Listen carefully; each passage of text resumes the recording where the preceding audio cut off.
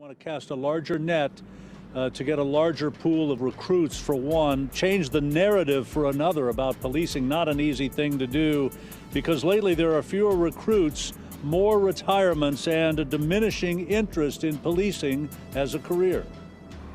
Cincinnati police are racing to catch up, but numerically they're running well behind. They're authorized for 1,059 sworn officers. This year they'll drop to 957. The projection for 2029 is 894. They may be racing, but it's much like running in place on a treadmill. We have to actively make sure that we're providing the resources necessary to hire classes of 60 or more.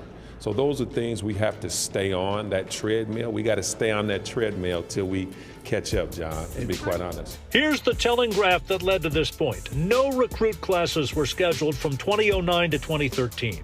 Another summer of neighborhood hotspot focus is coming up. Another round of police overtime. Lawmaker Liz Keating expressed concern about morale.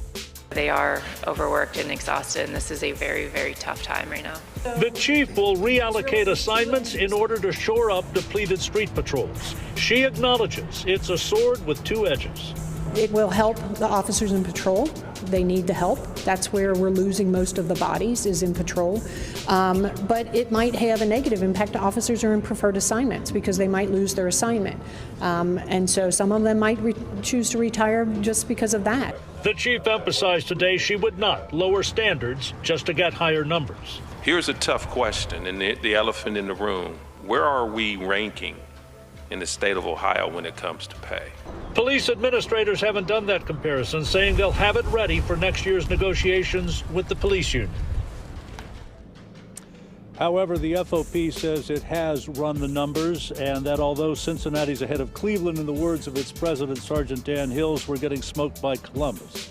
Whoever succeeds Hills when Hills retires at the end of the year will have that comparison, no doubt, at the bargaining table for those negotiations. Live at District 1, John London, WLWT News.